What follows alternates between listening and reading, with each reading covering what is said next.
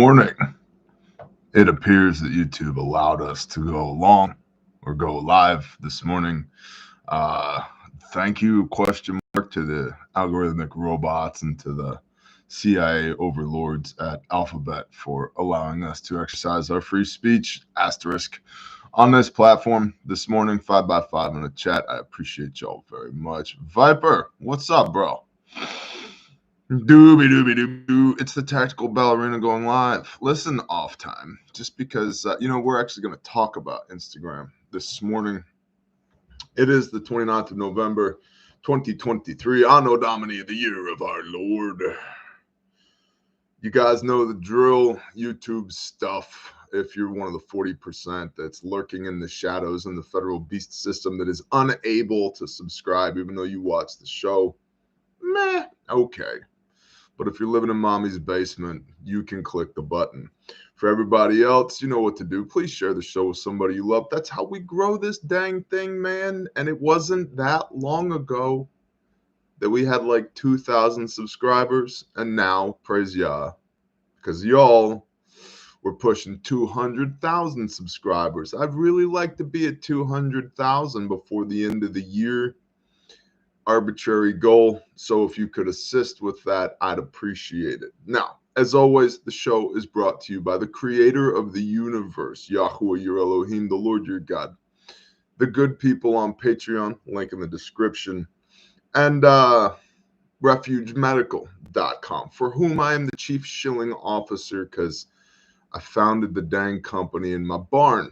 So I get to say whatever I want to about the company because it's mine. Long Road Farms. Here's some coffee money. Thank you.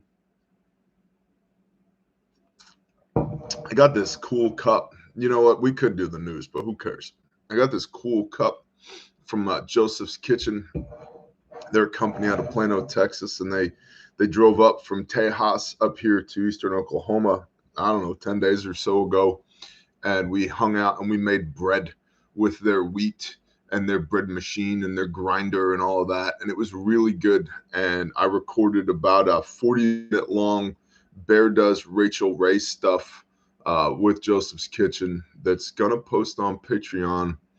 And I'll tell you, everything retail-wise at their website, Joseph's Kitchen, it's a little high, but the quality is excellent as far as their wheat and their pre-programmed bread machine and the grinder and all of that. So if you're looking for a turnkey solution to make bread when the world ends, maybe check them out.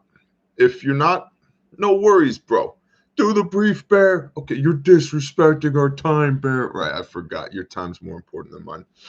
Oops. We're going to talk about the Israel-Hamas ceasefire. I want a quick poll in the chat real quick. Get your thumbs ready to go. Do we care about Israel anymore? Or is it kind of like Ukraine now? Like we check in occasionally? Is this something we need to know about every day? Or is this something like, tell me once a week, maybe? The great babe. I'm getting there too. Charlie, nah, yeah, nah, yes, nah, no, meh. Matthew, I'm with you, bro. Meh. Ken, what's up, Ken? Meh. Yeah, I'm kind of in the same place. I'm like, it's interesting, but I'm like, I don't need to know about it every day. So, tribe, yes. Political city state, meh. What's up, Badger? This is why I love the Bear Nation. Thank you, because we're here for each other. Because we actually care. We actually care about each other. So maybe we'll talk about Israel, Hamas ceasefire. Maybe we won't. Who cares? We're going to talk about an article from RT regarding Instagram's kiddie porn algorithm. And I have some personal experiences to share with you about that. We're going to talk about Moderna and AI. And then I was also thinking, maybe there's something like actionable that we could talk about this morning. And so I figured we'd do a quick review of basic preps of food, water, and shelter. Does that sound good to y'all? You guys cool with that? Yeah, Bear, that sounds great. All right. I mean, because otherwise we could just waste each other's time a different way. We could talk about what happens if you take your saltine crackers and you smooth some Vicks Vapor Rub on them and eat that. Like, what are you going to do when the world ends? I'm going to have Vicks Vapor Rub crackers in my bunker, 40 foot underground. Who cares? Right? Who cares? Listen, if all you watch today is this, and you only made it 5 minutes into the brief, there's two things you got to do. Love the Lord your God with all your heart, with all your soul, with all your might. Deuteronomy 6, verse 5. And love your neighbor as yourself. Leviticus 19, verse 18. On this hangs all the Torah and the prophets. Matthew chapter 22, verse 36. From the mouth of Mashiach. Right? Be covered in the blood of the Lamb. Serve Yah to the best of your freaking broken ability. Be a decent human being to everybody else around you. And then what happens. Because I don't know about y'all. My God's not make-believe. He's real. And his word is real. And his word became flesh and dwelt amongst men. And he's real. Is real. Imagine that. You ever think about that before? Yeah, it's a thing. And then all this other stuff is tertiary, bro. It's tertiary. So should we do the tertiary shit? What do you guys think? What if my neighbor is really annoying? Well, green eggs and Sam, that's a great question. I found that some neighbors are best to love from a distance. Sometimes the best way that I can love somebody is to stay the hell away from them because my flesh is incapable of being, kind to them. So, standoff.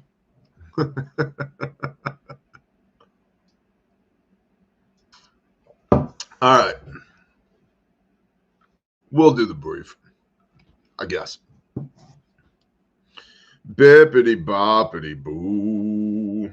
When I was a young warthog.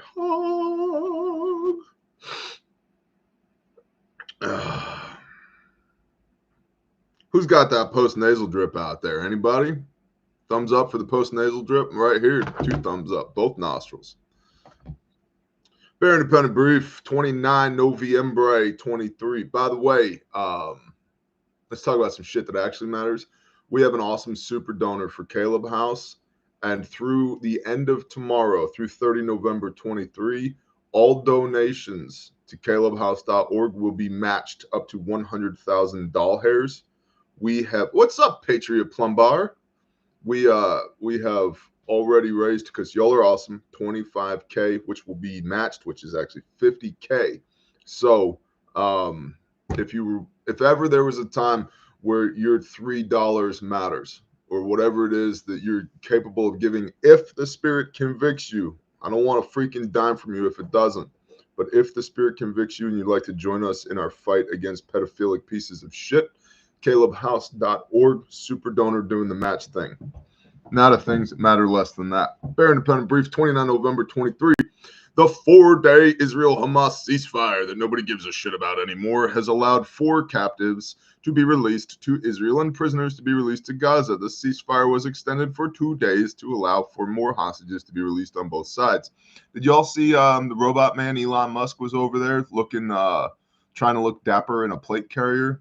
I don't know who put that carrier on him, but it was a little inappropriately sized. And do recurring donations qualify? Father figure, I don't know the answer to that. I don't think so. I think this is new, unique donations, but I do love the recurring donations. And let me tell you why. Because it makes it a lot easier to budget. Because when you have a victim services team, when you have dozens of children ages 1 to 19 to take care of, and you have 2 hood rat shit teams in the field, it's nice to be able to know that, like, the people and your white collar professional team of your attorneys, your trauma therapists, your doctors, your advocates, etc. It's nice to be able to know that we can pay these people beyond next Tuesday. And most 95% of our people are volunteer, but the other 5% that aren't volunteer, a workman is worth their hire. Do not muzzle the ox as it treads out the grain. And so it's nice to know that we have recurring donations coming in, because that allows us to be a little proactive with things like budgeting and acquisition, and I don't know, maybe building Caleb House. You guys want to see a cool picture? I know you do. You want to see a cool picture? Do-do-do. Do-do-do. Check this out. Look at this cool picture. Focus, you dumb thing. You know what that is? Do you know what that is? It's a blurry picture of the uprights, the poles for the pole barn at Caleb House all stood up. Yeah, check that. Beautiful. And thank you to the volunteers who have come out to help. If you want to come out, like you're actually going to come out and you're going to help, admin@calebhouse.org. Yeah, tradesmen, tradespeople. We need tradespeople. Okay, so the poles are up, the girts are up. We're going to be next step to fly the trusses, get our purlins on, and then skin that sucker with metal. Then we pour the concrete inside, and then we frame out the barn door. So if you want to party, come on out. Well, after you go through your background check and we sniff each other's butts a hot minute, calebhouse.org, admin@calebhouse.org. Okay? All right. Yeah, you see Elon, the very ill-fitting plate carrier, like front plate was like up in his throat and like it looked a little too small for him and it was kind of sideways. No blowout kit. Anyway, Elon was over in Israel taking a quick tour, and Hamas has invited Elon into Gaza to come take a look at all of the destruction that the butcher of Gaza, aka Netanyahu, has rained down on the fine people of Palestine. So we'll see. The Lamppost Collective. And the drive you have to make is irrelevant. Go volunteer if you know how to do the things. Well, Lamppost Collective, what can you speak from experience or something about volunteering with Caleb House? Yeah. Yeah, the Lamppost Collective can. Good folks. Fine folks over there. Even if they talk a little funny, you know. But it's okay because I like them. They're all right. They know how to build with the wood, don't you? Let's see. On Tuesday, reports erupted as the IDF accused Hamas of violating the ceasefire truce. The IDF said over the last hour, 3 explosive devices were detonated adjacent to IDF troops in 2 different locations in northern Gaza. In one of the locations, terrorists also opened fire at the troops who responded with fire. Yeah, that's what you do. Somebody fires at you, you respond with fire. Firepower superiority. A number of soldiers were lightly injured during the incident. Lightly injured. They got boo-boos. The Band-Aid bag had to come out. It was pretty rough.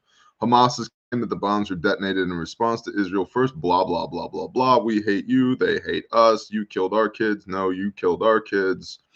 It's biblical, yo. During the pause, 8 trucks have been allowed to enter Gaza at higher rates, including the northern area. So far, out of 3 8-filled U.S. military planes, 1 has gone to Egypt. The other 2 expected in the next few days. The United States has made clear to Israel that the higher levels of aid and fuel will continue to go to Gaza even after the ceasefire ends.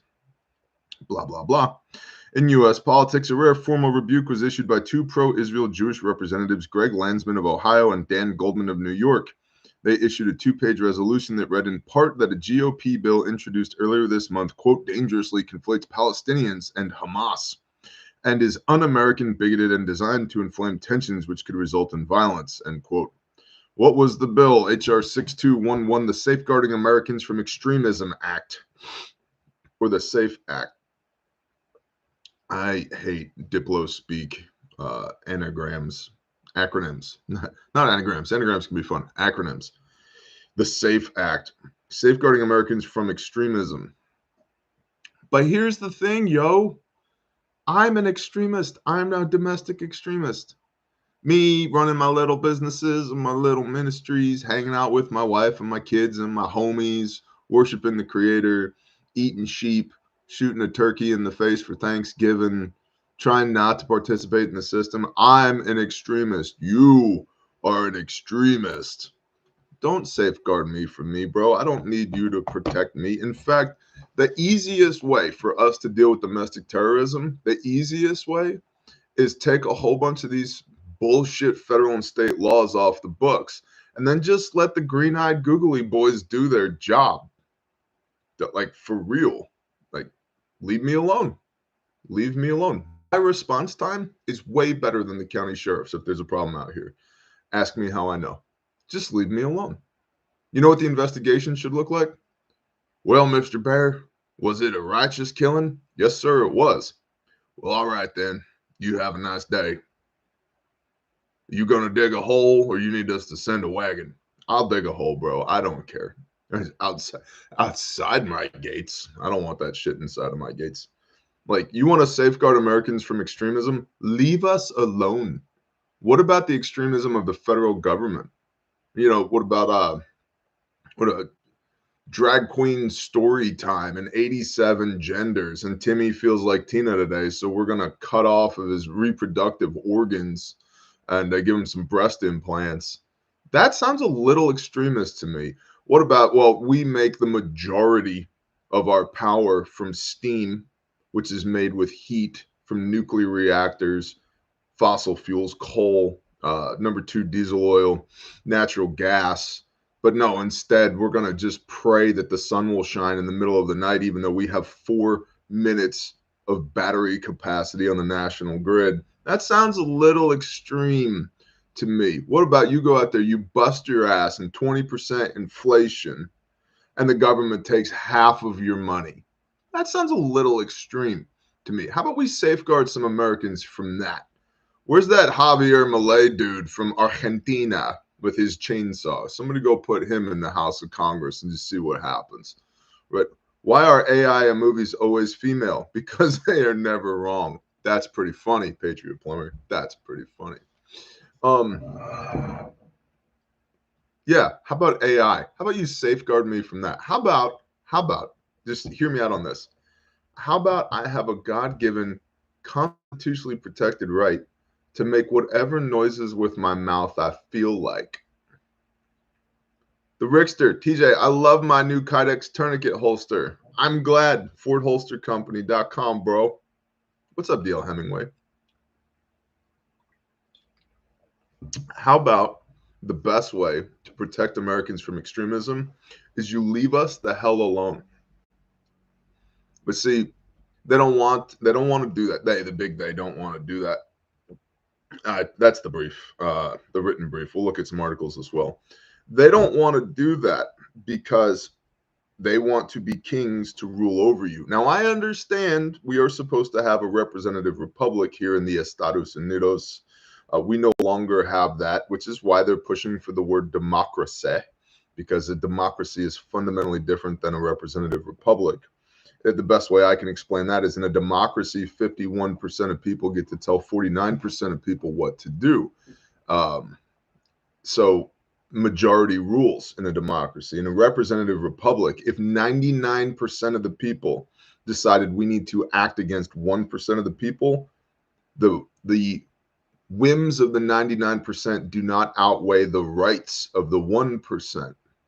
So that's a fundamental difference between the two, between a republic and a democracy. And the representative republic means that we hire people to go represent our interests in Congress, in DC, to act on behalf of the people as public servants. The problem is the public servants serve themselves. Actually, they serve Satan, if we're being perfectly honest. That's who they serve. Whether or not they know that they're actual Satanists, they serve self. And if you do 4 minutes of research on LaVeyan Satanism, unless you don't want that in your search history, LaVeyan Satanism is service of self. And they serve themselves because of lobbyists and, multinational conglomerates and the military industrial complex and blah, blah, blah. Why is it these people make $160,000 a year and have net worths in the tens to hundreds of millions of dollars, in some cases billions of dollars? How does that work out? Right? Yeah. So you want to protect Americans from extremism. Maybe get rid of all those pieces of shit in the wingtip shoes in DC and leave us the hell alone, because they want to be kings. And we forget, we've been indoctrinated, maybe never even told, in Exodus 19, verse 6, that we are commanded to be a nation of kings and priests, a holy nation. You are a firstborn son of Elohim, and the firstborn son, or the only begotten son, because the only son is also the firstborn, right? The firstborn has a triple blessing. One is the kingship. Do king stuff, bro. 2 is the priesthood. You are the priest of your home. The pastor on Sunday doesn't get to tell you how to run your life, especially if he's some polo-wearing effeminate beta male who's trying to give you a motivational self-help sermon rather than reading the word of God. And then the double portion, the double blessing. But see, we want all of the all of the goodness, all of the blessings that come from being a king and being a priest and having a double portion without shouldering any of the responsibility that comes with being a king, being a priest, stewarding the double portion. And so we've hired these assholes to go act on our behalf, and they never do because we have no way to actually hold them accountable, which means they're getting, because they're shouldering the air quote responsibility, they're receiving the blessing that you should have because you abdicated the throne of responsibility and gave it over to these political assholes. So you want to make America safe from extremists? Leave me alone. Let me do king stuff. Let me do priest stuff. Let me do double portion stuff. But it's really hard to control a populace when you leave them the hell alone. And the concern there is, and here's what we miss, we're dangerous to them. Not organizationally. I'm not targeting them. I frankly don't give a shit about them. Don't care about them. We're dangerous to them if we don't need them, because that removes their power base. That removes their influence, which means they can no longer stack it to the rafters with their fiat currency by fleecing the American public. If we don't need them, they cease to exist. You were never meant to need them in the first place. The prophet Samuel, when Israel's crying out for kings, give us a king, we want a king. And he's like, are you sure? Because if I give you a king, he's going to take your sons to war, and he's going to take your daughters, and he's going to gather horses for himself, and he's going to gather wealth, and he's going to take the best of your grain, the best of your oil, and the best of your new wine. He's going to take your silver. And they're like, yeah, sounds good. We want a king like everybody else. There ain't no king but Jesus. Yeah, remember that. Yeshua HaMashiach, King of Kings, Lord of Lords. Think about that, King of Kings. You're supposed to be a king. He's king of you, bro, but you are king of here. If Yah didn't need men to do men stuff, why did he make them in the first place? Genesis chapter 2. I know, you thought you were going to hear about Israel and Hamas, and turns out you're getting a sermon on biblical manhood and the political caste system here in the United States of America.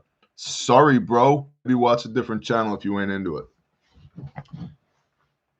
Genesis chapter 2, the reason man was created was to rule and subdue. That's not sop and wet P-word stuff. That's man stuff. Rule and subdue. That's your job. Work the garden and guard it. Why is Adam, made in the wilderness? Yeah, see, read your Bible. Adam wasn't made in the garden. He was made in the wilderness outside the garden, then brought into the garden. Then Hava, Eve, his rib, was made in the garden. That's why women typically are better at nurturing and order, because they were made in the garden. Man was made in the wilderness. That's why we want to go kill lions with a sharp stick, because that's part of being a man. Because the man has to be in the wilderness outside of the garden to kill all of the things outside of the garden that would otherwise get into the garden and destroy the order and the nurturing capability of the garden.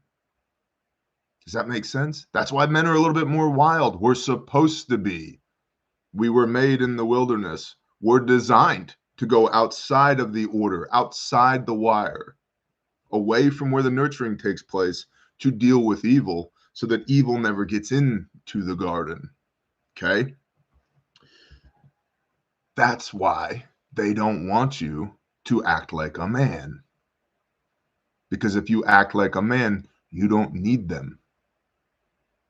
So the best way to protect Americans from extremism is leave us the hell alone. Because if extremism pops its head up around here, we'll handle it. I'll deal with it. I got more brothers than I can tell you, literally, because OPSEC, bro. We'll deal with it. If I wanted to, I'd take over this county today. Joke's on you. I don't want to. I want to be left the hell alone. I want to hang out with my wife, hang out with my kids, operate heavy equipment, build Caleb House, eat sheep, take naps, drink coffee, observe the first command. You know, I want to be left the hell alone. Better to be a warrior in a garden than a gardener in a war. Exactly, Raven. You are a warrior in a garden. That if the external threat comes to the garden, you can kit up, leave the garden, and go slay the lions, the giants, the evil outside the wire, so that you maintain the integrity of the garden. And a BA wife that's been known to pull her pew-pew a time or two. Exactly. So, Safeguarding Americans from Extremism Act. Great. Great. Cancel Washington, D.C. and leave us the hell alone. That's the best way to go about it as far as I'm concerned. Berries, sheep taste good. I'm a beef and venison man. I love sheep, dude. I also love beef. But yeah, I love sheep. It's very, so we have Katahdins. They're meat sheep. They're it's very rich. It's so good, dude. It's so good. But the lamb that you get in the store, the best lamb I've ever had at a restaurant, and this is not me exaggerating, and I've had some really good lamb at a restaurant. I bought some decent lamb at the butcher. It's not near as good as the sheep that we raise here, butcher ourselves, and spin them over a fire. Just like the best steak you're going to get in a restaurant isn't near as good if you go out here in the front yard and you pop one of these jokers in the forehead, hang them up, and start cutting ribeyes fresh off the carcass, right? So I had, less than a week ago, the best turkey I've ever had in my entire life. You know where I got it? The front yard with a 20 gauge. I literally was like, I asked my wife, which one do we want to eat? She goes, not that one, but that one. Okay, safety off. Boom. Top of its head. Flops around on the ground. Go pick it up, cut its neck, hang it. The thighs on this turkey were the color of grass-fed ribeye. It was amazing. I told my wife while we were eating it, I said, I think this is the best, cleanest protein I've ever had in my life. So, even chickens. The chicken that we have here, see, you get chicken from Tyson at the grocery store. Why? Why do so many dishes have chicken in it? Because it's a blank canvas, because it doesn't taste like anything. Our chicken actually tastes like chicken because it's chicken with all the buzzwords: antibiotic free, cruelty free, free range. I don't even feed my chickens, dude. They're feral. They just run around out here. They eat whatever they can eat. And when I feel like it's time to eat a chicken, we shoot it. Then we clean it. And then we have chicken for dinner. And it's like, that is what the system is afraid of, because when you reproduce your own systems, you don't need them anymore. And most people have been indoctrinated into the idea that we do need them.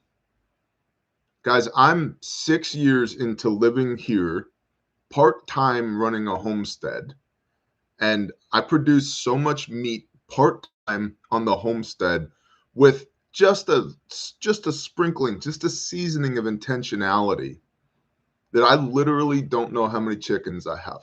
I don't know. I don't care. It's enough because I don't feed them. They fend for themselves.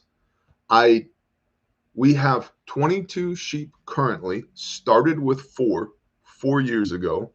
I've eaten more sheep than I can count, and I've given away 7 Hebrew starter packs. What's a Hebrew starter pack? A ram and 2 to 4 ewes. So I've given away 7 of those. So that's 30 sheep. I've eaten at least 30 sheep. Still got 22 sheep plus a couple of sheep in the freezer.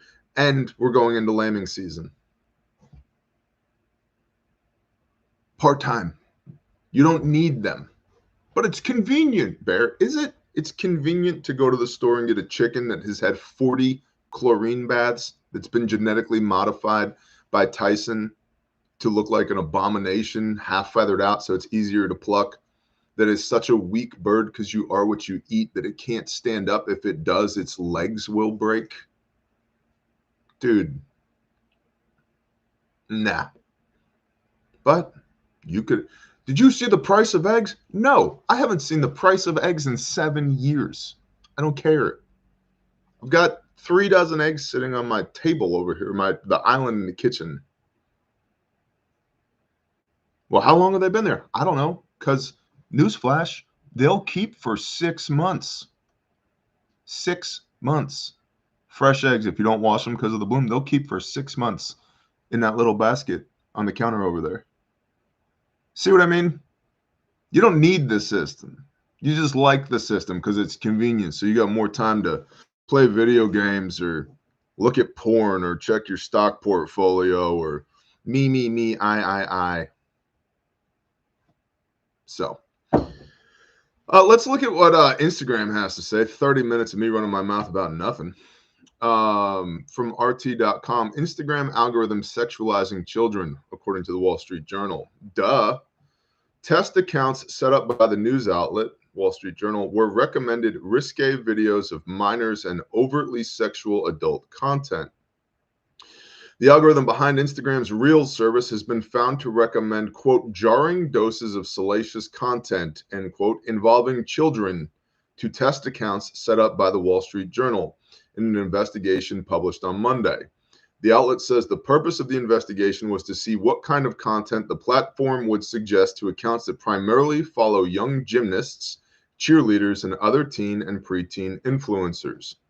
The Wall Street Journal said it decided to conduct the test after noticing that many of the subscribers to these types of accounts were adult men, some of whom had demonstrated interest in sexual content related to both children and adults. Now, in my own adventures in beardom, I have an Instagram account. I'm on the verge of not having an Instagram account because it's filled with whores. Filled with whores. I'll admit it. There's times I'm sitting on the couch swiping through reels about like, oh look, a John Deere 648G grapple skidder. I like those. And flip the next one, whore. Flip beyond that one. Okay, back to dozers, excavators. I like that. Oh, chainsaws. Cool. Flip to the whore. What's the point? And some of those that have come up, I'm like, that whore's 12 years old. Report. So I report lots of these things as they come up to Instagram, and every single one of them, I've gotten a message back from Instagram that has said, this content does not violate our community standards or our terms of service. Okay, now maybe I'm a little sensitive to this because we have an entire ministry around putting 12-year-olds back together after they've been sexually exploited. But how does sexualizing a 12-year-old on a platform that's geared towards adults not violate your community standards and your terms of service? I say the wrong thing to this camera on YouTube, I'm shut down forever. I already got 2 channel strikes. Also, I don't care. But you can dress up a whore in lingerie and put her on Instagram, and that doesn't violate community standards. You can dress up a teenager in lingerie and put her on Instagram, and that doesn't violate community standards. And let's be frank, why does it not violate community standards? Because there are too many piece of shit men out there that are getting off on that, the sexualization of children. That's the root cause. Going back to, you want to make America safe, saving America from extremists, leave us the hell alone. We'll solve this problem. I can fix this. Ask me how I know. Back to the article. During its testing, the Wall Street Journal claims that Instagram's algorithm served up a large amount of salacious content, including, quote, risque footage of children, as well as overtly sexual adult videos, end quote. In between those videos, the Wall Street Journal says the platform also featured ads from some of the biggest U.S. brands. In one example, the outlet says Instagram offered a stream of videos which included an ad for a dating app, a video of someone stroking a life-size latex doll, and a video of a young girl lifting her shirt to expose her midriff. Another stream featured a commercial followed by a video of a man lying on a bed with his arm around a 10-year-old girl.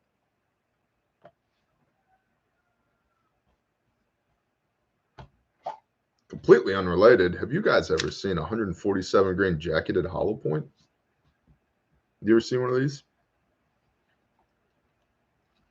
Completely unrelated. Sorry, I got distracted there for a minute. Rock pile. I like to carry my rock pile around with me. It just makes life so much easier. I got a rock pile here. I got a rock pile here.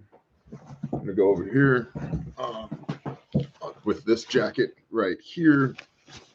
And let's see. Oh, look, another rock pile. Oh, look, another rock pile. Rock pile. There, what do you need that much ammo for? What are you afraid of? Nothing. I'm afraid of nothing. Not even a little bit afraid. When you have piece of shit, pedophile, cartel assholes that write into you with death threats about what they're going to do to you, I don't care. What are you going to do to me? Again, I have more brothers than I can tell you about. Some of those brothers, their job was in the U.S. military to sneak into people's houses in the middle of the night and end bad guys. FAFO. It's like the guy on Monday who's like, you seem very anti-Palestinian. Come see me. Come see me. Refuge is easy to find. We're right there on the main drag, Spiro, Oklahoma. Come see me. I dare ya. I dare ya. Are you inciting violence on a public platform? Yeah, remember that First Amendment right? I should be allowed to make whatever noises with my mouth I would like to. Yeah. So, according to the Wall Street Journal, the Canadian Center for Child Protection ran similar tests on Instagram and reported similar results. Meta Platforms, which owns Instagram and Facebook, responded to the Wall Street Journal investigation by stating that the outlet's tests produced, quote, a manufactured experience, end quote, that does not represent what the vast majority of its billions of users see. Wrong. You know, again, back to this fallen world that we live in. Do you know the number one industry in the United States? Number one, 50% of all web traffic. Do you know? Pornography. No, it's not pharma. It's not Google. It's pornography. By the numbers, number one industry in the United States. It's not ExxonMobil. It's not Pfizer. It's not big tech. It's pornography. Yeah.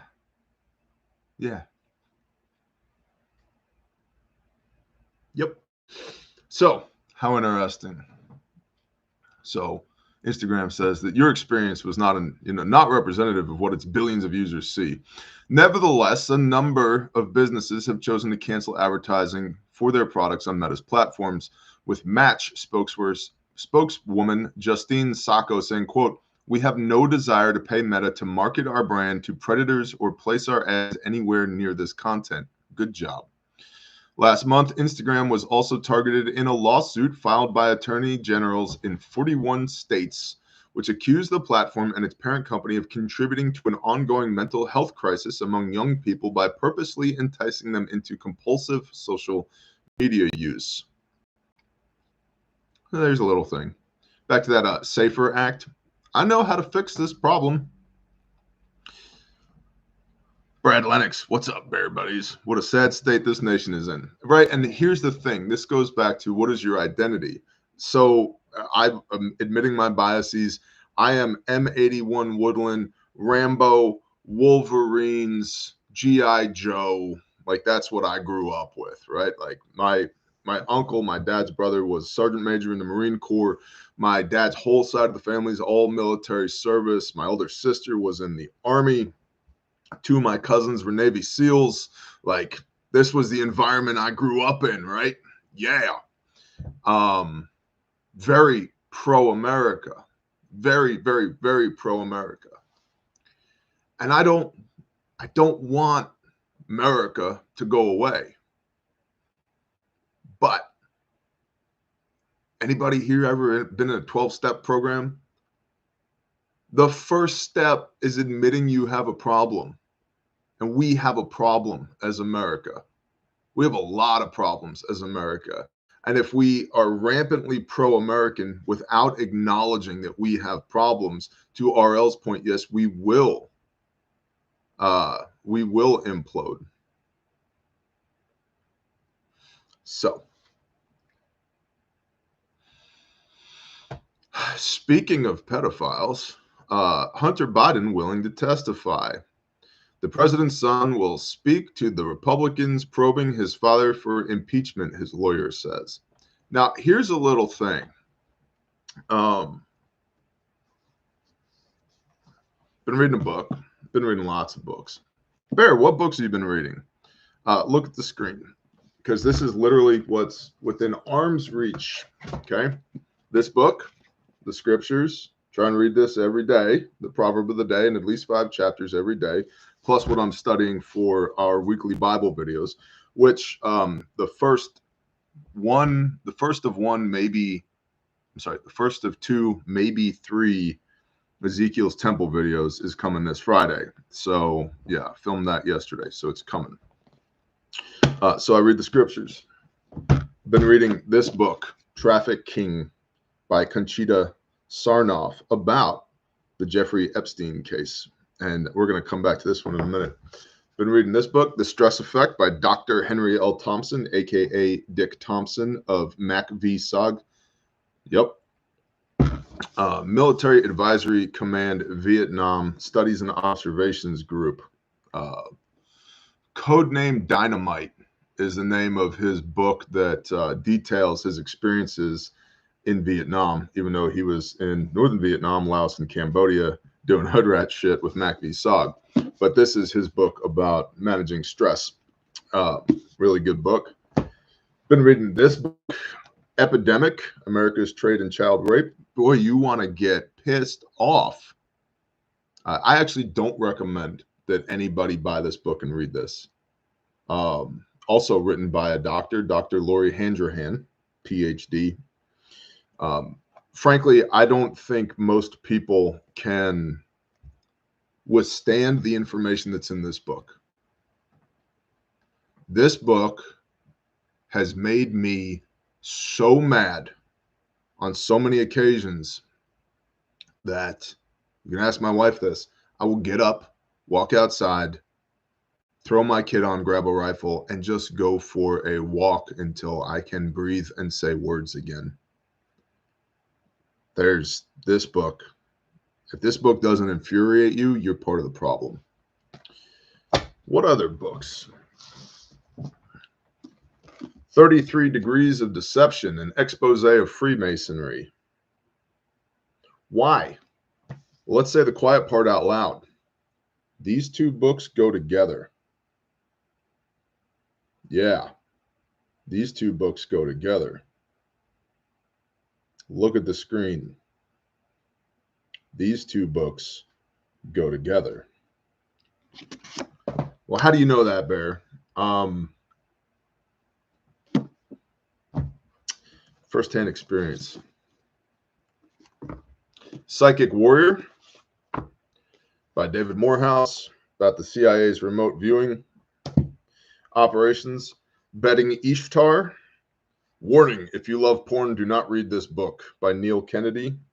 Now, this book is interesting, but his theology's all dicked up. It's modern Christian theology. His heart's in the right place, but his theology's terrible. So I have scribbled notes all throughout this book that if anybody else ever picks this up off of Bear's bookshelf, at least we can straighten out the theology that's being referenced in this book. The guy goes pretty hard. Moral of this book, porn bad, betting Ishtar.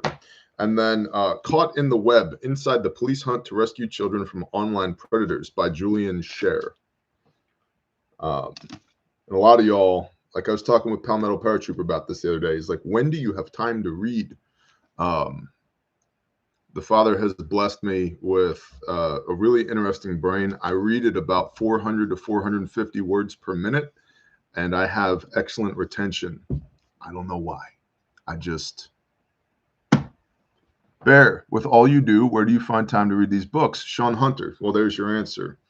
I read really fast, and I have excellent retention because that's the way Yah made me, and I cannot explain it. But back to Hunter. See, Hunter is now going to testify openly in front of this Republican committee. Why? Because testifying openly, he can't say anything that's classified. He can't say anything that's classified if he's testifying openly. Why do we care about Hunter? Well, Hunter's a pedophile. Hunter's a piece of shit. Hunter has, now, he's had drug issues, me too, in the past, right? Every day he makes time, super stickler for his reading time. That's right, babe. Thank you. What's up, Hans? Shalom, bro. But Hunter is tied to Daddy, the big guy, 10% for the big guy, at a minimum through Burisma Holdings, which we know. And here's the thing. We all know, as Pastor Joe Fox calls him, the sock puppet, President Joseph Robinette Biden Jr. *. We all know that he is tied, like legitimately tied, to the Obama administration. And we all know that Obama said that he wouldn't want to be president for a third term, but if he could be somewhere in a basement just pulling the levers, pulling the strings with a headset on, that he'd be willing to do that. There's a strong possibility that that's what the Biden presidency is, so much so that Obama has joked about it during the Biden presidency. Why does that matter? 2 words. Eric Holder. Eric Holder. This guy, Jeffrey Epstein, who did not kill himself, had more than 100 children who had given sworn testimony, and that testimony was to be used in a federal case against Jeffrey Epstein. But the federal prosecutors at the Department of Justice under Eric Holder signed an NPA, a non-prosecution agreement against or for Epstein. And so what Epstein was ultimately charged with was 2 cases of pedophilic bullshit in the state of Florida. The reason that Epstein got that NPA, non-prosecution agreement, through Eric Holder in the Department of Justice was because of his client list.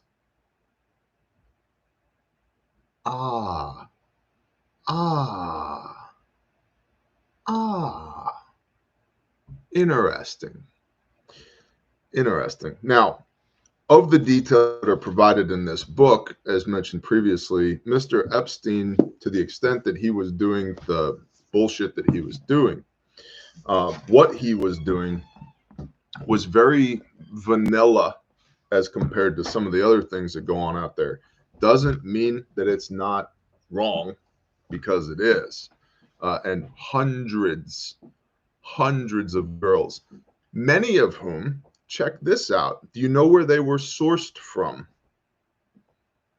You know, they were sourced from modeling agencies, the largest of which was set up in Ukraine, which is where Burisma Holdings operates, which is where President Biden gets kickbacks from his son Hunter from, which is where your taxpayer dollars are going, which the Government Accountability Office has said a minimum of 70% of that money, your taxpayer money that's been sent to Ukraine, has been grifted, never made it to the government of Ukraine to prosecute this war against Russia.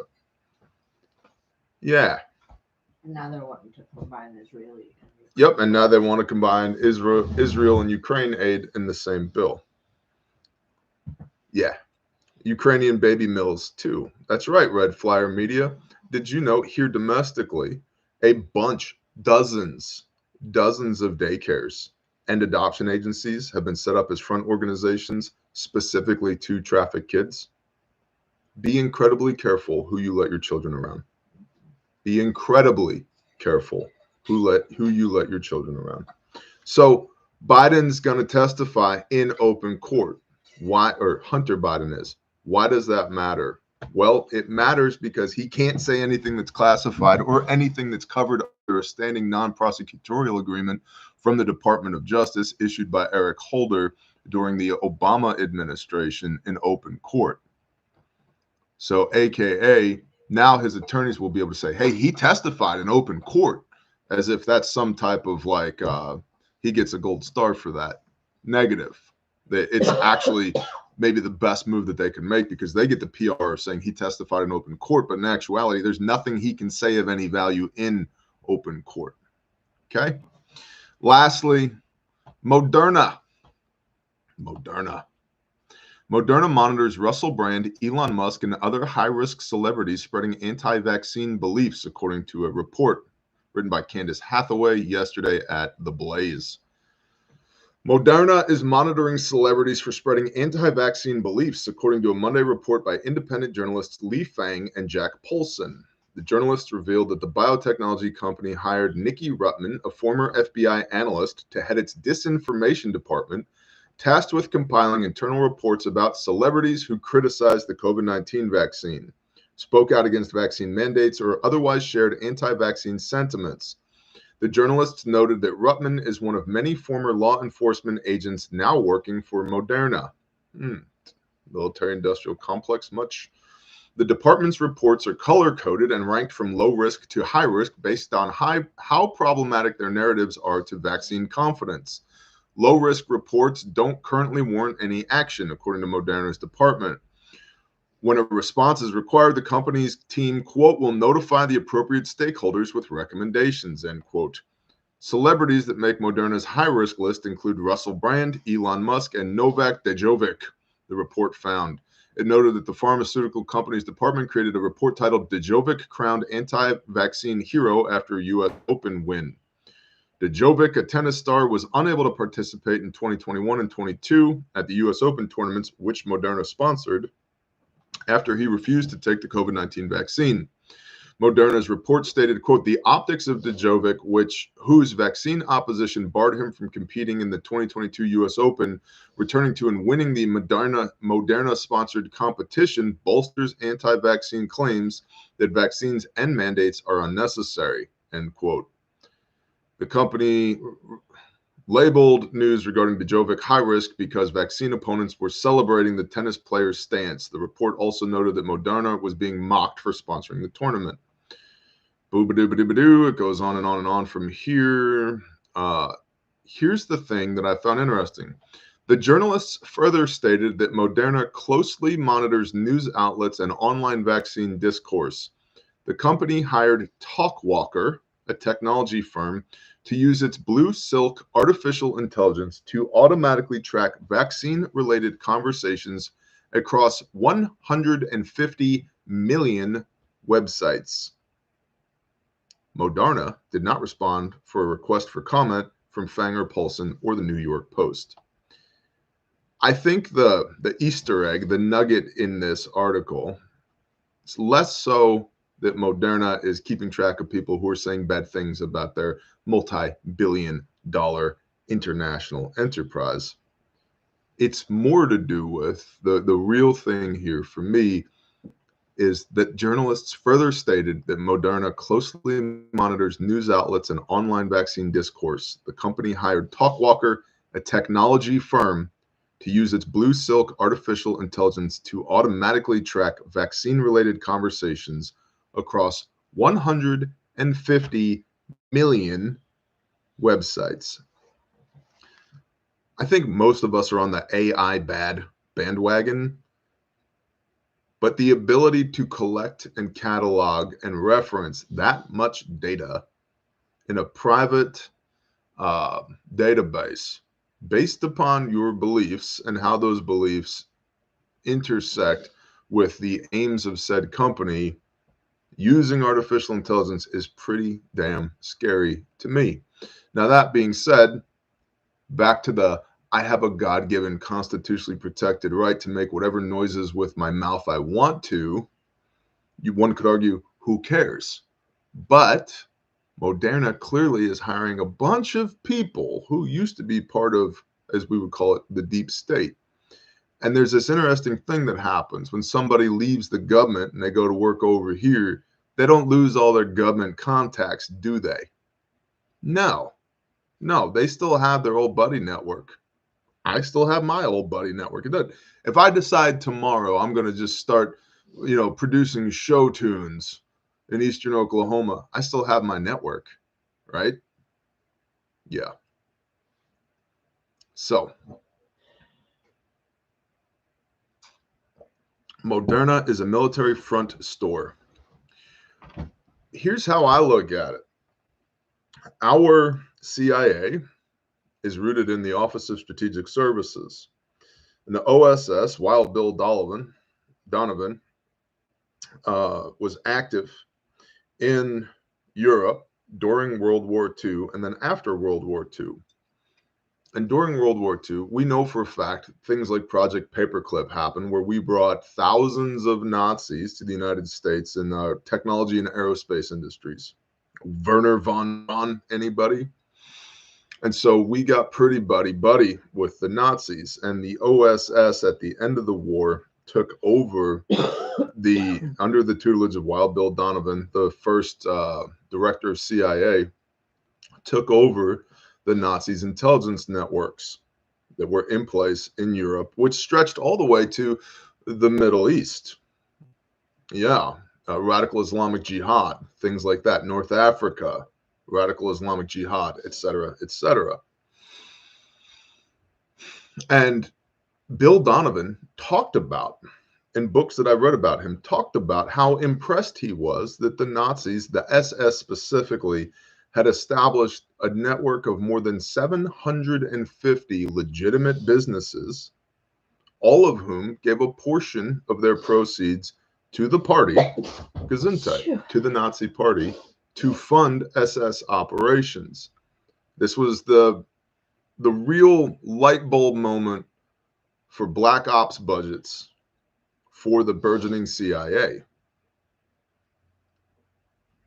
ThyssenKrupp was one of those companies. Mercedes, BMW, these companies, right? So the CIA today operates thousands of companies, including Alphabet, which owns Google, which owns YouTube, that we're on right now, and uses a portion of the proceeds, the profitability from each one of these enterprises, to do things that never see congressional oversight. Going all the way back to, you want to make America safer, fire all the people in wingtip shoes in DC and leave us the people alone. Okay. So is Moderna a military front company? I would say it's more of a military industrial complex front company.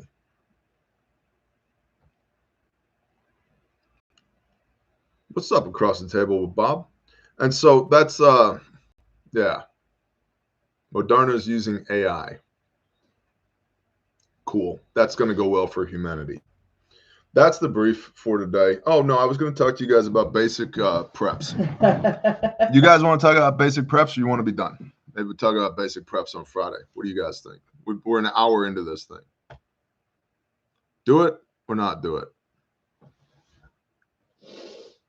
I'm looking at the preps. Hi, Bob. Basic preps. Do it. James Moore says, be done. All right, James, you can leave. Sorry, bro. Preps, bro. Patriot Plumber. All right, do it. Yep, lots of them. Okay, so basic preps. Let's see, we're an hour into this. And so for your reference, because you might want to come back and cross-reference this, just add an hour, come back. All right. Because you're probably going to want like a notebook and a pencil, or these fancy little whiteboards that our brother saw, like indoctrinated into me, to take some notes. So food, water, shelter. Let's break this down Barney style real quick.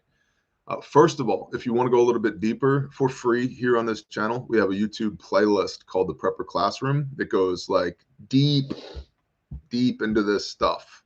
But it's still very basic concepts that are whiteboarded out. So go check out Prepper Classroom. Food. I'm not going to argue with you over how much food you think you need. I'm telling you what I do and why. When I developed the bones of the Prepper Classroom, I developed it for myself. And I researched 16 different long-term international studies on caloric intake. And they all said the same thing. A military-aged male, to maintain body mass during strenuous activity, requires a minimum of 3,200 calories of food per day. That's approximately 2 pounds of food. The big 4 types of grain, and I'm not advocating you just eat grain. I just got done telling you guys about how much meat we eat off of our place. But the average pound of grain of the big 4, corn, rice, wheat, and beans. And I know beans are legumes, but I put that shit in buckets, so I put it in the grain category. I don't need the good idea fairies and the armchair snipers in the comments. Listen to what I'm telling you. The average pound of grain has 1,600 calories in it. Corn, rice, wheat, and beans. Okay? So 2 pounds is 3,200, which is precisely the amount of calories you need as a military-aged male engaged in strenuous activity to not lose body mass. So I would submit to you that SHTF is going to be strenuous. You're going to be active, and you may not be a military-aged male, but that's the highest utilization category. And so I prep for everybody as if they are a military-aged male. That way I've got a little bit of headroom, because my 7-year-old daughter's not a military-aged male, nor will she ever be one, regardless of what society might say. But I prep for her as if she is, because the math is easy. So 2 pounds per person per day, 365.24 days in a year. That's 730.48 pounds in a year. I just ran that to 750. Here's why. Because I can get 30 pounds of grain in each bucket. And 30 times 25 buckets is 750 pounds. So 25 buckets of grain per person per year. That's the basic math. All right. Now, you can and probably should do the 7 meals plan. I got an entire video on this in the Prepper Classroom. 7 meals plan. Figure out 7 meals that are shelf stable that your family eats. Not that you think you're going to eat. If you don't eat dehydrated asparagus with guava juice, don't prep that. Okay. What do you eat? You figure out 7 meals that you eat that are shelf stable.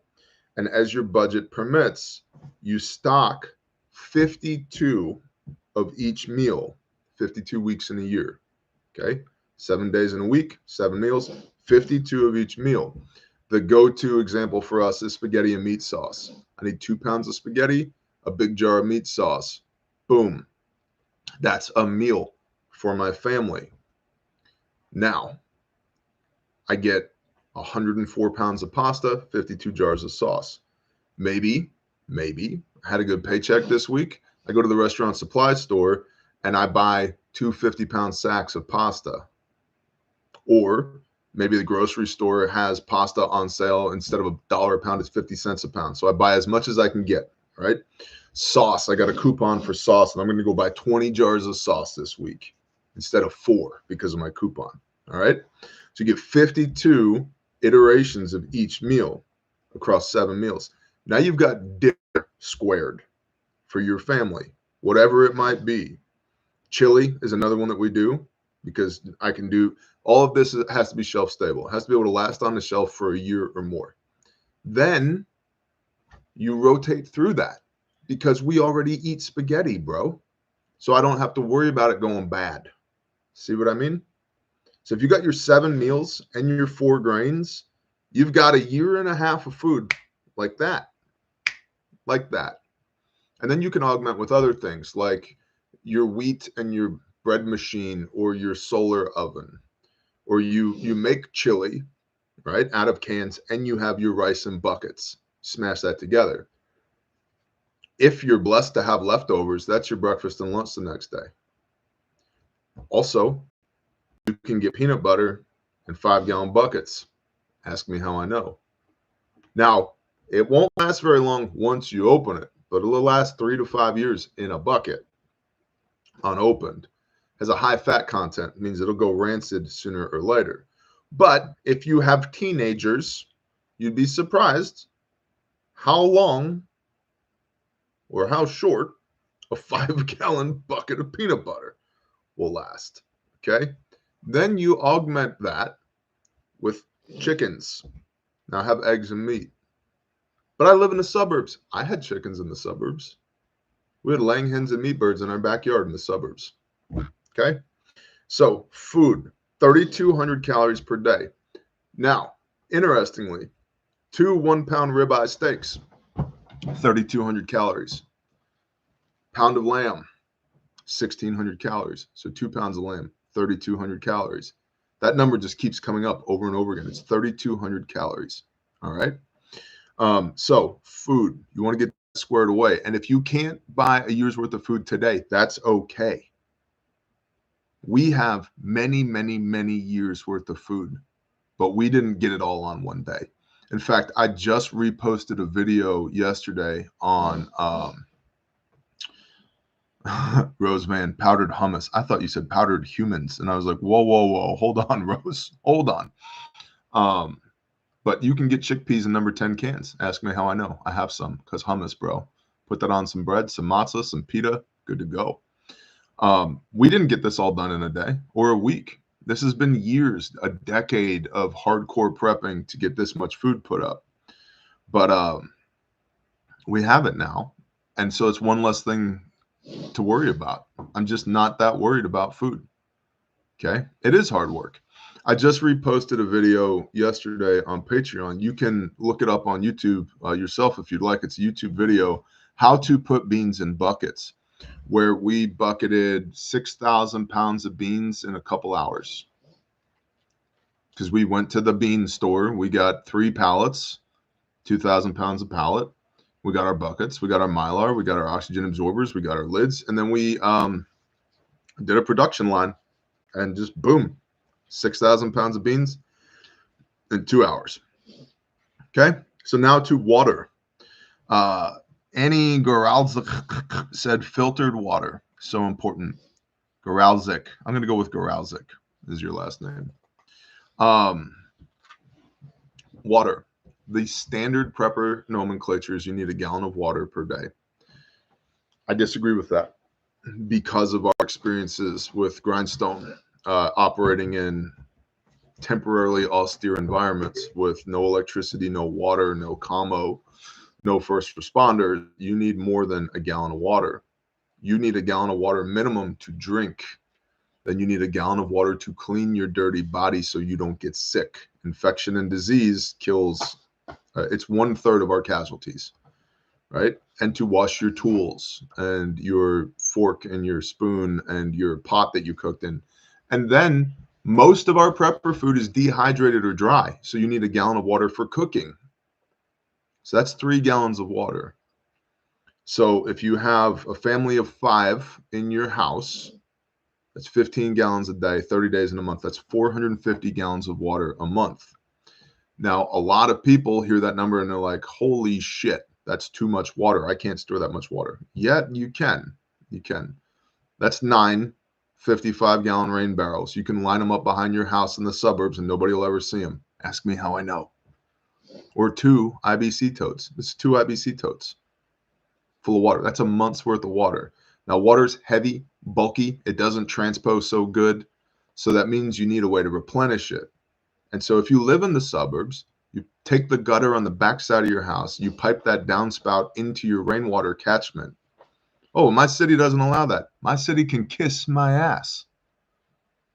I'm using it to water my garden, sir. And by the way, you're trespassing. Come back with a warrant, and then I'll let my attorneys speak with you. Okay? Pipe that into your IBC totes, so now you have a way to replenish the water. Water, 3 gallons per person per day, not 1.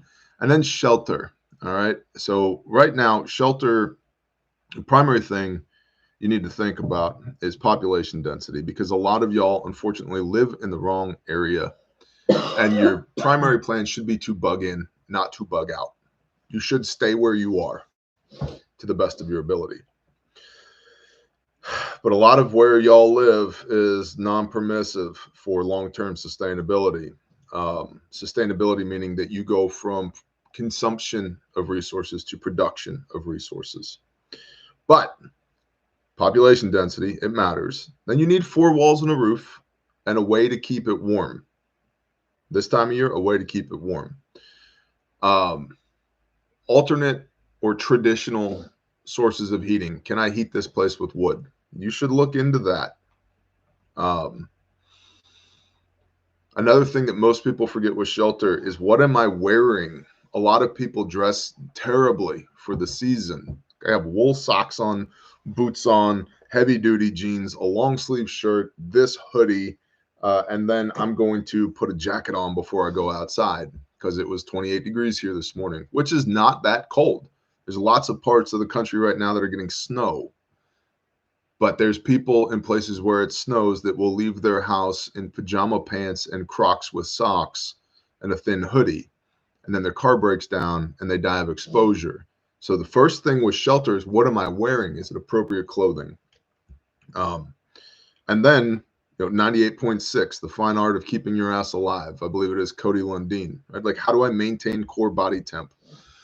And that can be Mylar blankets, APLS blankets, a good tent, knowing how to make a tarp shelter, knowing how to make a windbreak, a debris hut, all of these things. Like, I want to keep dead air space, right? What is your house?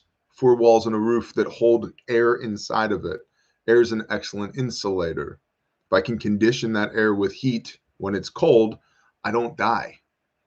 Simple things like, we have one closet in our hallway. My wife hates it because it will kill you if you open the door wrong. Everything will fall out of it. But luckily, most of the things that are in it are very soft.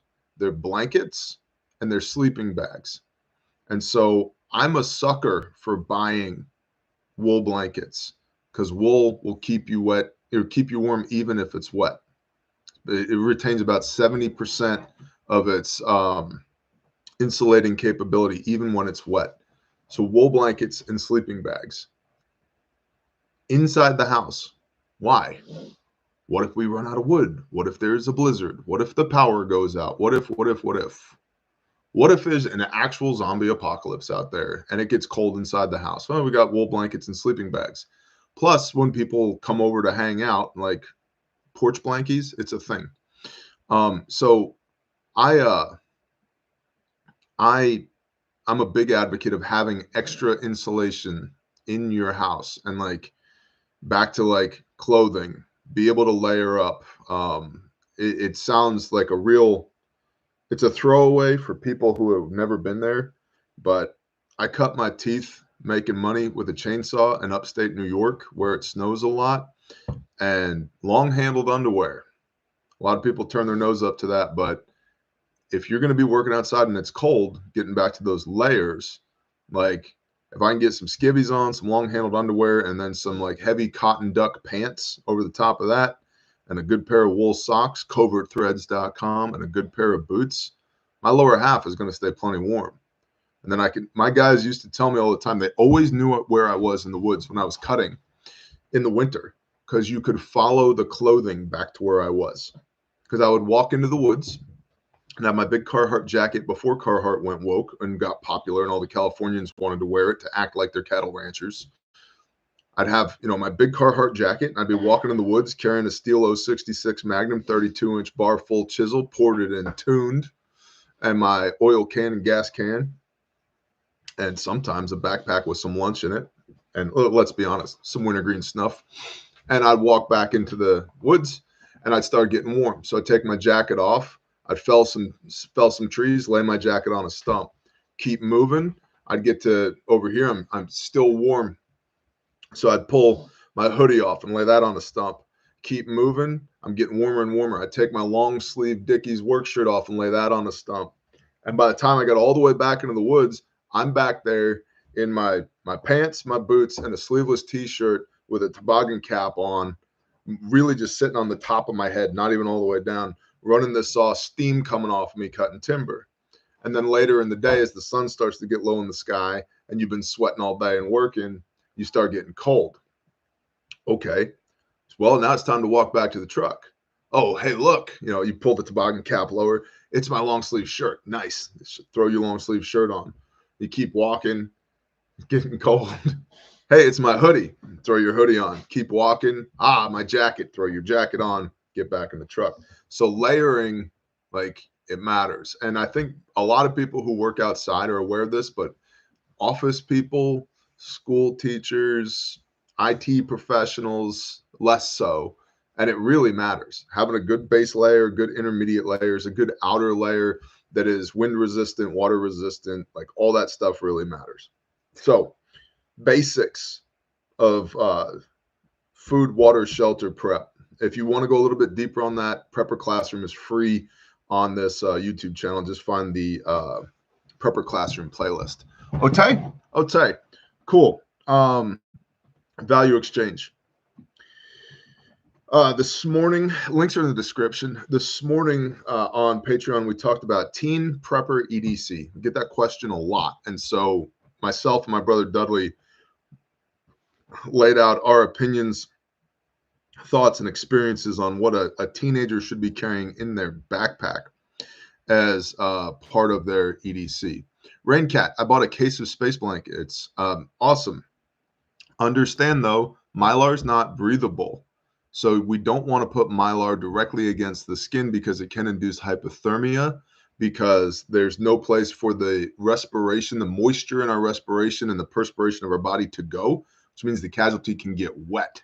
And so if you're going to use a Mylar space blanket, you need something intermediate, especially in the winter, a wool blanket, a whoopee, a sleeping bag, something.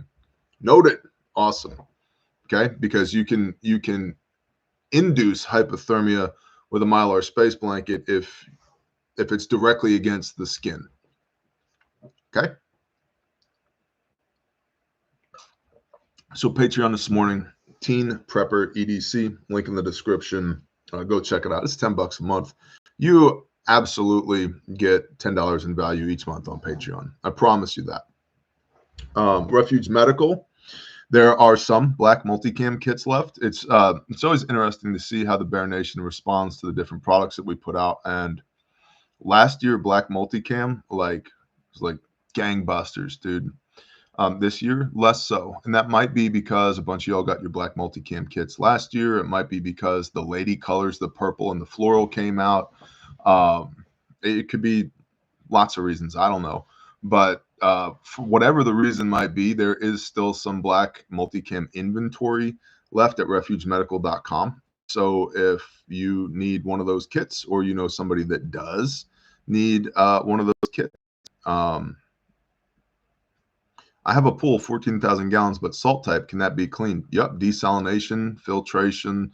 I also have a saltwater pool for that very reason, and there are ways to do it. And you just got to do your research on that. So black multicam kits at refugemedical.com. Our promo is we have stuff. We have stuff amidst 2 global conflicts, unlike a lot of other people, and we're shipping really, really fast. We also have our flagship #1 bestseller, the Red Bear Fac, is in stock. And so you can go check this out if you want to. If you use promo code Bear Nation, you get free shipping. So that's not nothing in today's day and age. And also, if you're on Patreon, use your Patreon promo code. It's in the description on the brief. and that'll save you some money on this thing. In fact, if you're gonna purchase from Refuge, and you're not on Patreon, if you go to Patreon and get that promo code, you'll pay for your Patreon. So, but anyway, this is the Bear Fact. There are many like it. This one is one of mine. The way this works, guys, you're very familiar with this. You got your nylon on the outside for your portability and your durability. And then on the inside, we have our capability. Unlike a lot of kits that like fold open or rip away or whatever, the idea of this is that I don't want my first aid kit on me when I need it. I want to be able to get it out where I can use it. Okay. So you grab the red handle, and you pull, not like a wussy. There you go. And now I've got my inner and my outer. Pop this open, and I've got my first aid kit ready to go. And unlike a lot of other first aid kits, air quote, first aid kits on the market, the Bear Fact is prioritized for care per the March algorithm, which sounds like a mouthful, but it's really just the basic order that we need to deal with modalities of injury, the types of injuries that we're seeing, in order to increase the likelihood that we save this person's life.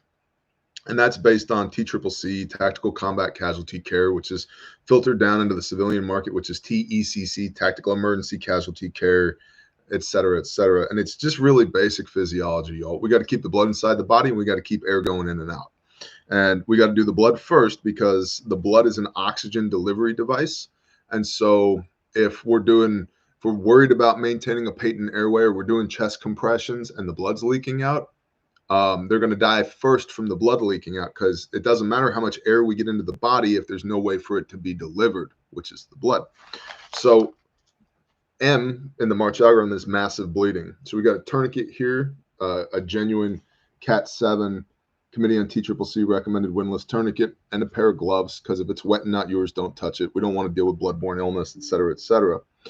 We got our pressure bandage here for wound packing in the junctional spaces. Junctional, like you put a tourniquet on extremities, your arms and your legs. Our junctional spaces, which is our neck, our shoulders, our pelvic girdle, our ass, that we can't put a tourniquet on that. We don't put tourniquets on ball joints, because they'll move, they'll loosen. So in those areas, so from the extremities, there's right here, palpate. Put your arm up like this and palpate, which is a big word for use your fingies. Right here, where your chest muscle and your shoulder come together and they intersect into the bicep, right here, there's a gap. That's the highest point we want to put a tourniquet, right here in that gap. Not over the bicep, that hurts a lot, in between the bicep and shoulder, because that's as high as I can get it. It'll handle everything downstream from there, any injuries, and it's not going to come loose if this arm gets moved. Okay. Beyond this point up, we're going to wound pack. Okay. Also, I have an entire playlist, 8 videos, 9 videos, the trauma medicine series here on YouTube. It's free. So I teach all this stuff for free here on YouTube. If you need more, if you got a kit but you don't know how to use it, go watch that. It's free here on YouTube. Go watch that. And you can totally share that out with other people. So we've got our massive bleeding, tourniquet, pressure bandage, gloves, tape, Sharpie right here, front and center, where we can get at it. Then our next concern is airway and respiratory. And so airway and respiratory is back here in what we call the stack. And so in the stack, I've got my shears, because we want to get our casualty, what we call trauma naked. And I'm all for modesty, but I'd rather be naked and alive than modest and dead. And the reason for that is your genes can hide a liter of blood in each pant leg. Well, the average human has about 5 liters of blood. At 1.5 liter of blood loss, 1.5 liters of blood loss, we begin compensatory hypovolemic shock. At 2 liters of blood loss, we begin decompensatory hypovolemic shock. That means the body has figured out we're bleeding, and it's running out of tricks in order to keep the blood inside the body and keep you from dying. At 2.5 liters of blood loss, we begin irreversible hypovolemic shock. Hypo, not enough, volemic, volume, not enough blood, body goes into shock. And at 2.5 liters of blood loss, or 50% of your volume on average, it's called irreversible for a reason. You now have a coin toss as to whether or not you are going to survive this event. Okay. Bear, your free videos are worth 10 times the $10 per month. Thank you, Pippi Bebo. I appreciate you. And so why shears? Because we want to expose the casualty to check for other injuries. We may not have seen, people tend to hyper fixate on the one injury without seeing other injuries. And so we want to expose the casualty to make sure there aren't secondary injuries that we have to treat. Your arteries and your veins are like garden hoses. And so if you can see the one hole in the hose and you plug it, but you don't plug the other one, the hose is still leaking, right? So trauma naked. And that's why we have real shears, not cheap Chinese garbage, real shears, so that we can get these clothes off and do a quick check of the casualty. Then airway and respiratory. We've got our chest seals, occlusive dressings for the chest to plug holes in the box. We've got 2 5x9 gauze pads. The reason for this is twofold. One, if I need big gauze, I need it now. Like when Bob tries to cut his hand off with a tomahawk right before the live stream on Monday morning, I need a 5x9 gauze pad now. Okay. So that's the first thing. If I need big gauze, I need it now. I don't want to go looking for it. And the second is I like these to be able to pop these open. And when you have punctures to the pleural space in your chest here or lower down to the belly button, a lot of times that's accompanied by viscous fluid in the pleural space, the box that operates in a vacuum in here for the lungs to be able to reliably inflate.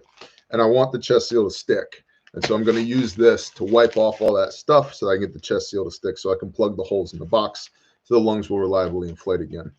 And then I've got a nasal pharyngeal airway, an NPA, and this is to maintain a patent airway on a conscious or unconscious patient, nose noodle up through the nose. A lot of EMTs, paramedics use OPAs, oral pharyngeal airways, aka J tubes. And the problem with a J tube is that they can only be used on an unconscious patient because they induce the gag reflex. Well, if the patient is conscious, but I think they might go unconscious, I want to get a nose noodle in there so I can maintain a clear pathway, a patent airway from the face, maxillofacial region down into the lungs so that we can exchange oxygen for CO2 across the alveoli and the lungs. So that's why we include an MPA. Right, so that's airway and respiratory. So like bleeding is going to be 88 to 90% of our problem, massive bleeding. That's why we do that first. Airway and respiratory is about 7%. So the other 3% is everything else, and that's what's down here. And so down here, I've got my quick clot for wound packing if I need it. And then I've also got my trauma pack here. And so this has got compressed gauze for wound packing if needed. It's got my space blanket, as Raincat was saying earlier, Mylar blanket for helping to stave off hypothermia due to blood loss, which is 1/3 of the lethal triad. Blood loss, hypothermia, acidosis. Nothing you can do about acidosis in the field, but you can deal with hypothermia and blood loss. Okay, so hypothermia, wrap the burrito in the tinfoil so the burrito stays warm. Okay. And then we've got a triangle bandage, which can be used for myriad things, slings and making dressings. You can improvise a tourniquet with this. You can pre-filter water with this. You do all kinds of stuff. Triangle bandage. Curlex, rolled gauze here, 2x2s, 4x4s, 5x9s for more of your boo-boo type stuff. Eye pad and eye shield, flat duct tape right there because duct tape rules the universe. And so it's a very comprehensive kit. The Bear Pack is. It's designed to work the entirety of the March algorithm. And as a result, by the grace of the Most High, 93 lives have been saved with Refuge Medical Kits directly. And then 17 lives to date through Project Tribute of law enforcement officers here in the state of Oklahoma. For those who are bad at math, that's 110 people who are still alive because Refuge Medical showed up for work. So I don't think this kit works. I know this kit works. Unlike a lot of the air quote competitors out there on the market, this is not a price point kit. It's not designed to maximize profitability.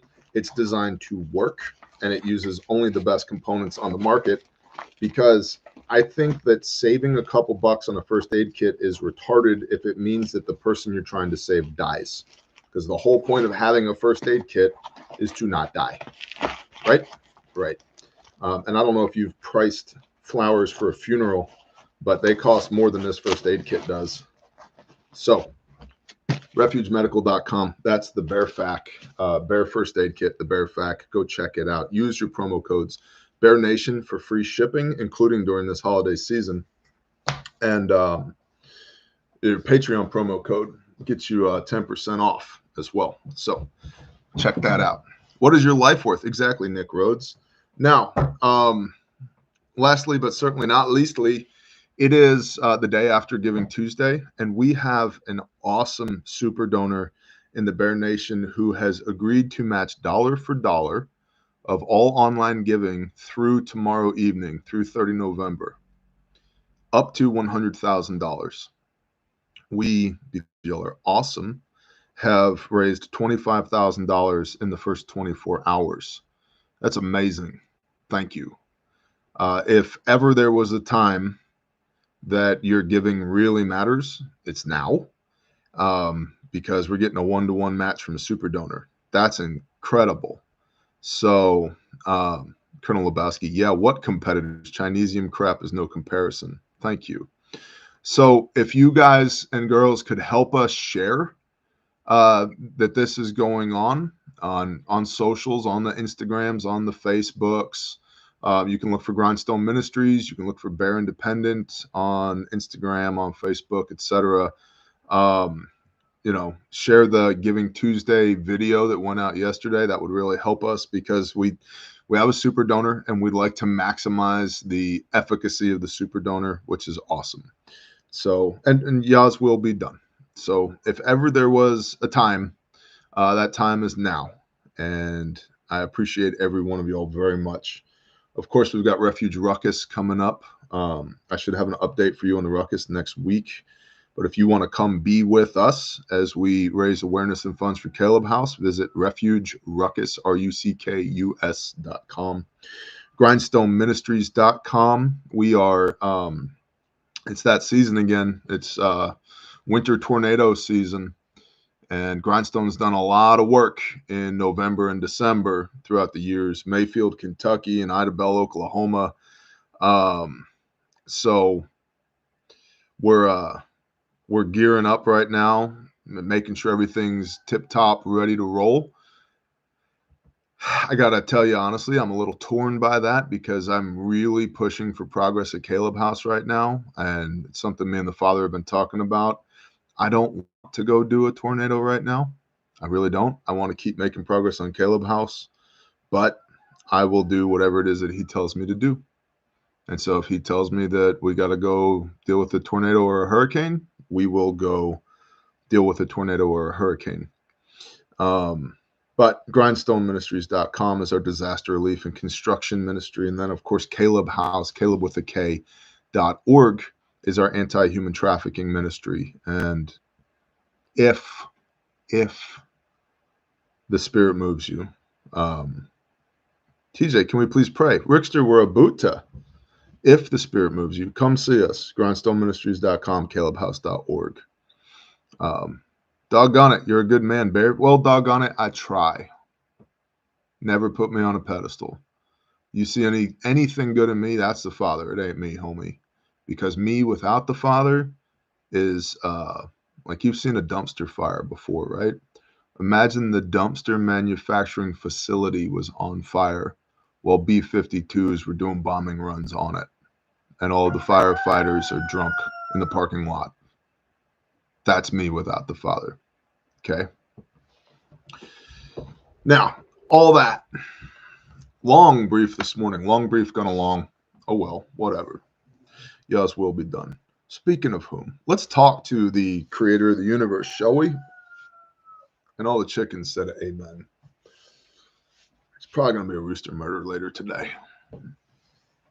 Oh, good morning, Father Yah. Father, you are awesome.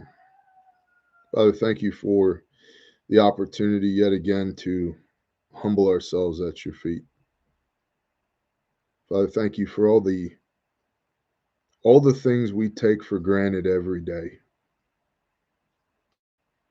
The breath in our lungs, Father, the sunshine, our families, our friends, provision and protection and blessing.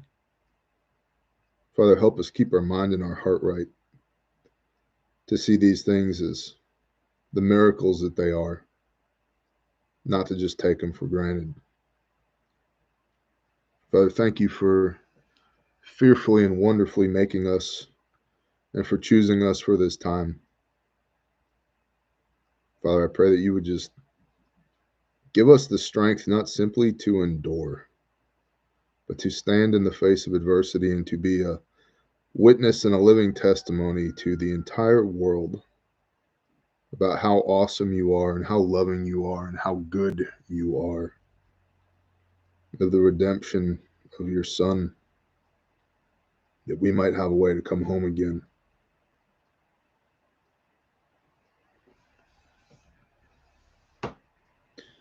Father, you're telling me that there are people out there who are praying right now who have not prayed in a long time. And so, Father, help me help them back to you.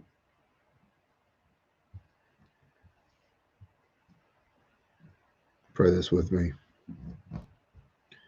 Father Yah, I need you. I can't do this without you. I submit myself unto you. I confess that Yeshua is HaMashiach. Please cover me in the blood of his atoning sacrifice. Father, make me whole. Make me new. Please forgive me of my sins and my transgressions, that which I transgressed against you, that I might come home again. Father, teach me to walk in your ways, and I will commit myself to understand to the best of my ability. I will walk righteously to the best of my ability in the example that you gave us by your Son, Yeshua. Father, thank you for loving me. Thank you for making a way for me to come home again. Father, thank you for forgiving me. Use me for your will, and I will execute to the best of my broken ability. And I pray these things in Yeshua's name. Amen.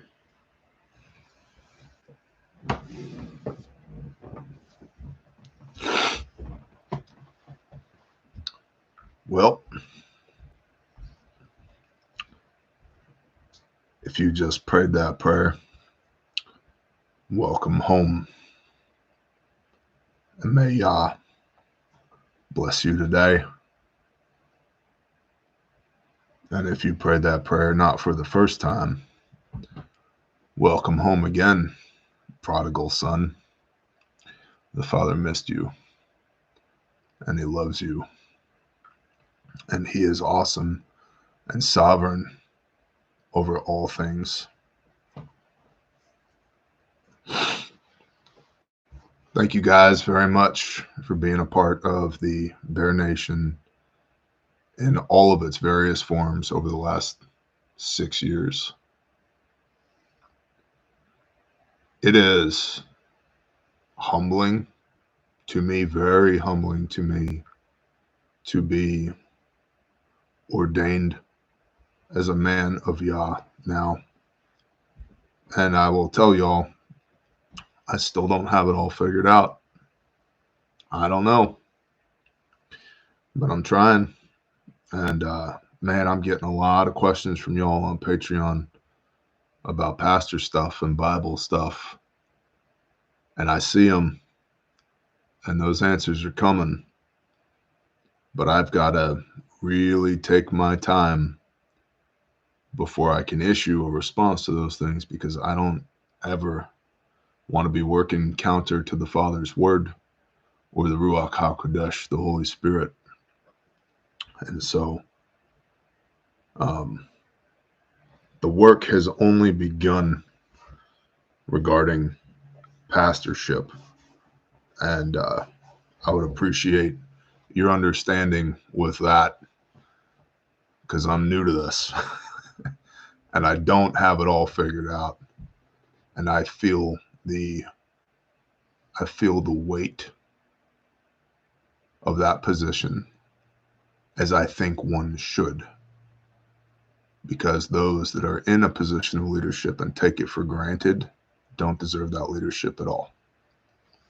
So thank you for bearing with me. I hope y'all have an awesome day. Shalom.